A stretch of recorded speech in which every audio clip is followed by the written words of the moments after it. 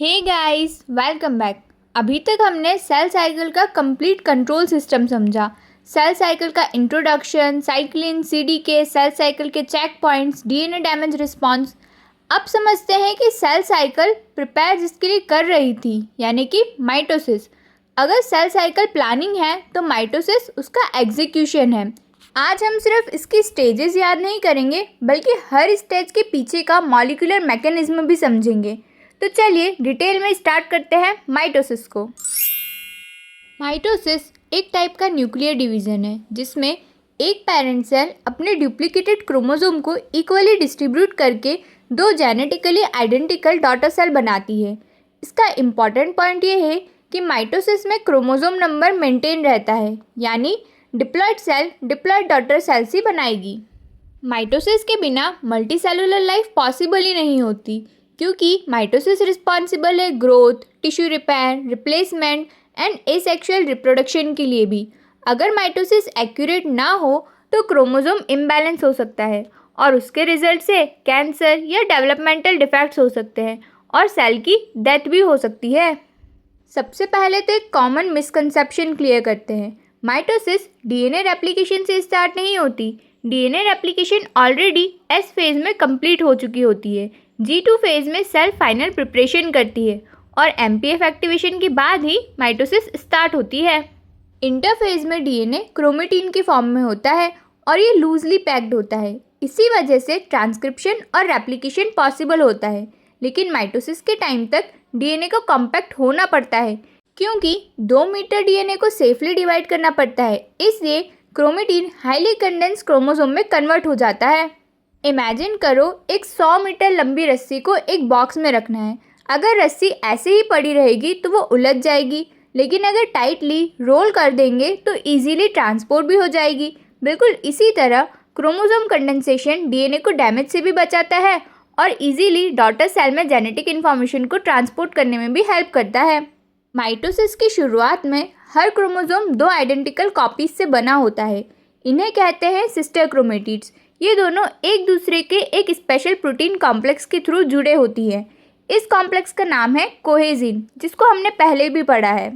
कोहेसिन एक ring like protein complex होता है। ये दोनों सिस्टर क्रोमेटिड्स को फिजिकली होल्ड करके रखता है। जब तक कोहेसिन प्रेजेंट है, क्रोमेटिड्स सेपरेट नहीं हो सकते। एनाफेज के टाइम सेपरेज एंजाइम कोहेसिन को कट करता है और क्रोमेटिड्स अलग हो जाते हैं। दूसरा प्रोटीन आता है कंडेंसिन। कई स्टूडेंट्स कोहेसिन और कंडेंसिन में कंफ्यूज हो जाते हैं, लेकिन डिफरेंस याद रखना।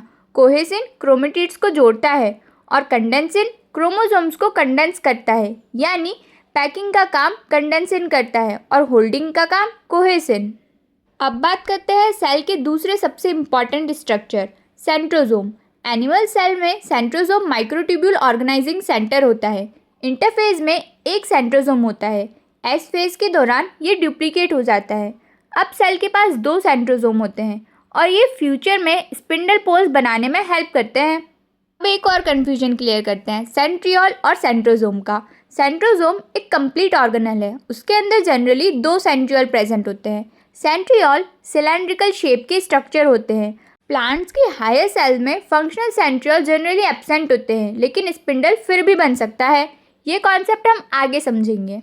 अब अगला सबसे इम्पॉर्टेंट स्ट्रक्चर है माइटोटिक स्पिंडल। ये माइक्रोट्यूब्यूल्स का डायनेमिक फ्रेमवर्क है जो क्रोमोसोम के अपोजिट पोल्स तक मूव करता है। Without spindle equal chromosome segregation impossible है। स्पिंडल माइक्रोट्यूब्यूल के जनरली 3 मेजर टाइप्स होते हैं। पहला, astral microtubules.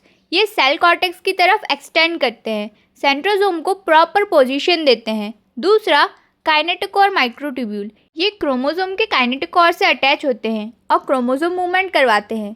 Third is interpolar microtubule, जिसे हम पोलर माइक्रोट्यूब्यूल भी बोलते हैं।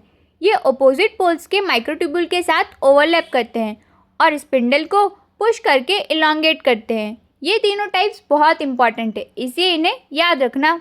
अब एक और इम्पॉर्टेंट स्ट्रक्चर, काइनेटोकोर।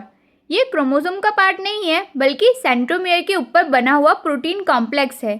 इसी पर स्पिंडल फाइबर अटैच होते हैं। अगर काइनेटोकोर नहीं होगा तो क्रोमोसोम स्पिंडल से अटैच ही नहीं हो पाएंगे और spindle assembly checkpoint anaphase को रोक देगा। माइटोटिक स्पिंडल स्टैटिक स्ट्रक्चर नहीं है, ये कंटिन्यूसली पॉलीमराइजेशन और डीपॉलीमराइजेशन दोनों करता रहता है। इसी प्रॉपर्टी को बोलते हैं डायनेमिक इनस्टेबिलिटी। इसी वजह से स्पिंडल रैपिडली क्रोमोसोम को सर्च और कैप्चर कर पाते हैं। अभी तक एस फेज में डीएनए रेप्लिकेशन हुआ, सिस्टर क्रोमेटिड्स बने, कोहेजिन से बाइंडिंग हुई, कंडेंसिन का एक्टिवेशन होकर क्रोमोसोम का कंडेंसेशन हुआ, सेंट्रोसोम का डुप्लीकेशन हुआ और माइटोटिक स्पिंडल का फॉर्मेशन हुआ। यहाँ हुए हमारे क्रोमोसोम रेडी। अब सेल ऑफिशियली प्रोफेज में इंटर करने के लिए रेडी हो जाती है। अब शुरू होता है माइटोसिस का एक्चुअल सीक्वेंस, और ये सीक्वेंस हमेशा याद रखना। पहले प्रोफेज, फिर prometaphase, then metaphase, then anaphase, then telophase and at last cytokinesis. इस ऑर्डर को कभी भी मत भूलना। स्टार्ट करते हैं the beginning of mitosis, prophase. ये माइटोसिस की फर्स्ट स्टेज है। यहाँ पर एमपीएफ एक्टिवेशन के तुरंत बाद स्टेज स्टार्ट हो जाती है। एमपीएफ डजन्स ऑफ प्रोटीन्स को फॉस्फोराइलेट करता है और इसी फॉस्फोराइलेशन की वजह से प्रोफेज के इवेंट्स इनिशिएट होते हैं।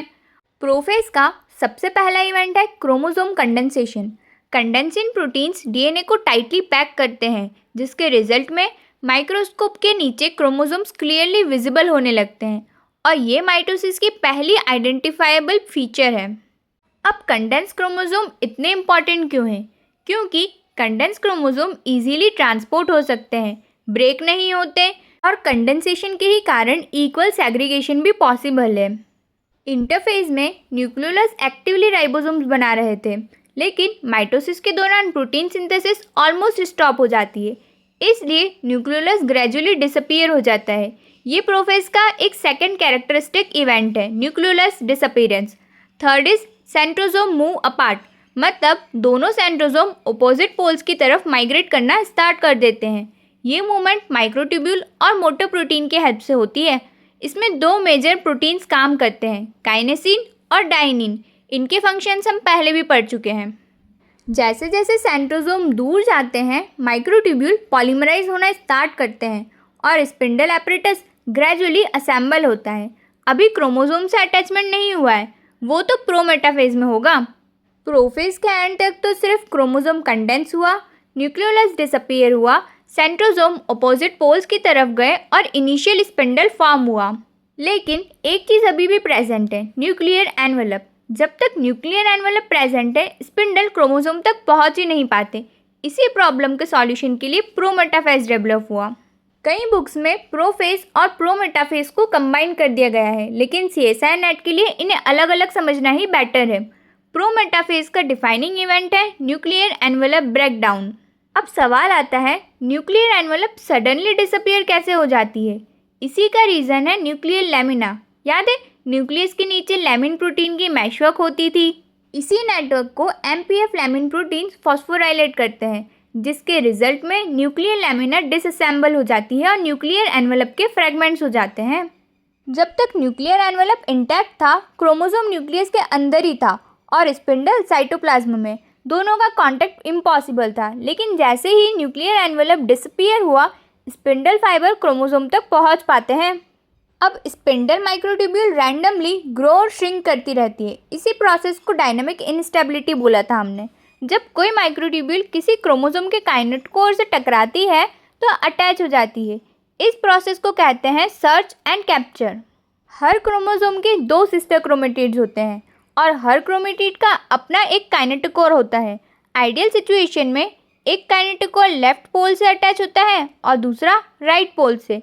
इसी अरेंजमेंट को कहते हैं बाई ओरिएंटेशन या एम्फीटेलिक अटैचमेंट। लेकिन ये सेल तो हमारी ही है। जैसे इंसान गलती कर सकता है, वैसे सेल भी कभी कभी गलत अटैचमेंट बना लेता है। फॉर एग्जाम्पल सिंटैलिक अटैचमेंट, दोनों काइनेटोकोर सेम पोल से अटैच हो जाते हैं, या मीरोटैलिक अटैचमेंट, एक काइनेटोकोर मल्टीपल पोल से अटैच हो जाता है। मोनोटैलिक अटैचमेंट में सिर्फ एक काइनेटोकोर अटैच होता है और दूसरा अनअटैच्ड ही रह जाता है। इन्हीं सारे एरर्स के लिए तो बना था स्पिंडल असेंबली चेक पॉइंट, जो इन एरर्स को डिटेक्ट करता है। यही चेक पॉइंट क्रोमोसोम सेग्रीगेशन की एक्यूरेसी को इंश्योर करता है। जब सारे क्रोमोसोम करेक्टली अटैच हो जाते हैं, उसके बाद सेल इंटर करती है मेटाफेज में। ये माइटोसिस का सबसे इजीली रिकॉग्नाइजेबल फेज है, क्योंकि सारे क्रोमोसोम सेल के सेंटर में एक इमेजिनरी प्लेन पर अरेंज हो जाते हैं। इस प्लेन को कहते हैं मेटाफेज प्लेट या इक्वेटोरियल प्लेट। अब एक सवाल आता है कि क्रोमोसोम सेंटर में ही क्यों आते हैं? क्योंकि दोनों पोल से इक्वल पुलिंग फोर्स लगती है। लेफ्ट स्पिंडल पुल करता है और राइट स्पिंडल भी पुल करता है।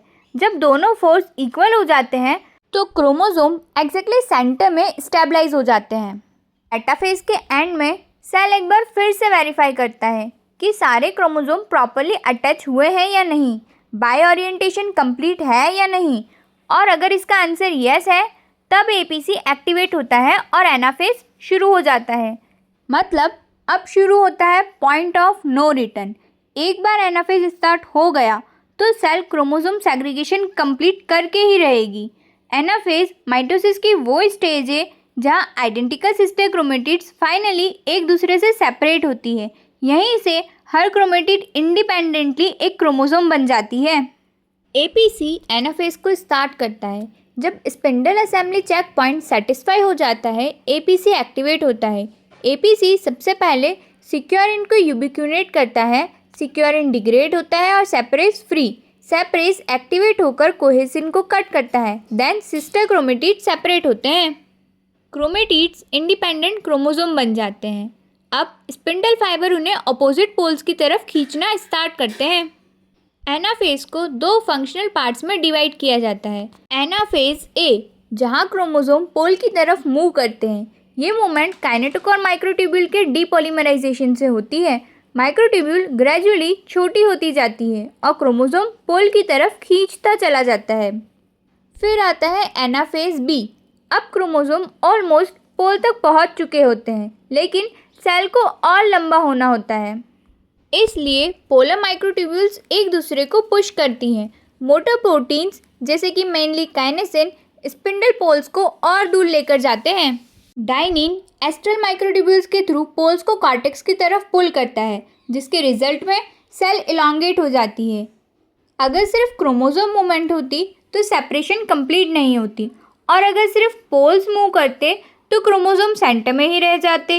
इसलिए दोनों प्रोसेस एक साथ चलती है। ये क्रोमोसोम सेग्रीगेशन को हाईली एक्यूरेट बनाती है।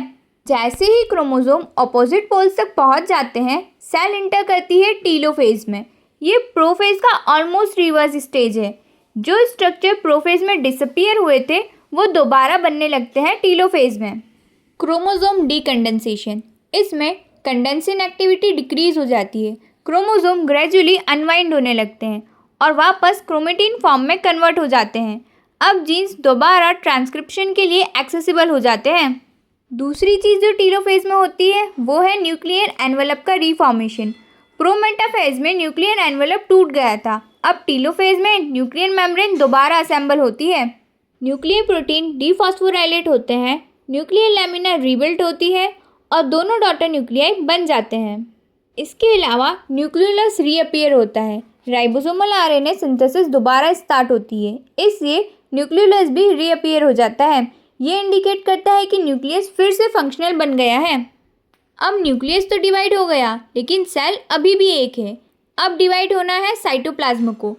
इसी प्रोसेस को बोलते हैं साइटोकाइनेसिस। एनिमल सेल में साइटोकाइनेसिस का मेन मैकेनिज्म है एक्टोमायोसिन कॉन्ट्रैक्टाइल रिंग फॉर्मेशन। ये एक्टिन फिलामेंट्स और मायोसिन से मिलकर बनता है। ये प्लाज्मा मेम्ब्रेन के नीचे इक्वेटर पर फॉर्म होता है, ग्रेजुअली कॉन्ट्रैक्ट करता है और सेल को बीच से पिंच कर देता है। कॉन्ट्रैक्टाइल रिंग कॉन्ट्रैक्ट करते ही सेल सरफेस के अंदर की तरफ जाने लगती है। इसे ही कहते हैं क्लीवेज फरो फॉर्मेशन। ये धीरे धीरे डीप हो जाती है और फाइनली दो इंडिपेंडेंट डॉटर सेल बन जाती है। प्लांट सेल में रिजिड सेल वॉल होती है, इसलिए फरो फॉर्मेशन नहीं होता है। प्लांट्स में गोल्गी वेसिकल सेंटर में फ्यूज करती हैं और सेल प्लेट बनाती है। ये cell plate gradually new cell wall में कन्वर्ट हो जाता है। माइटोसिस के बाद दोनों daughter cell same chromosome number रखती हैं, सेम जेनेटिक इन्फॉर्मेशन भी होती है, तो ये दोबारा जीवन फेज में इंटर करती है और पूरी सेल साइकिल फिर से रिपीट होती है। अब आते हैं अगले कॉन्सेप्ट पर, माइटोटिक इंडेक्स। ये बताता है किसी भी टिश्यू में कितनी सेल्स एक्टिवली माइटोसिस में पार्टिसिपेट कर रही है।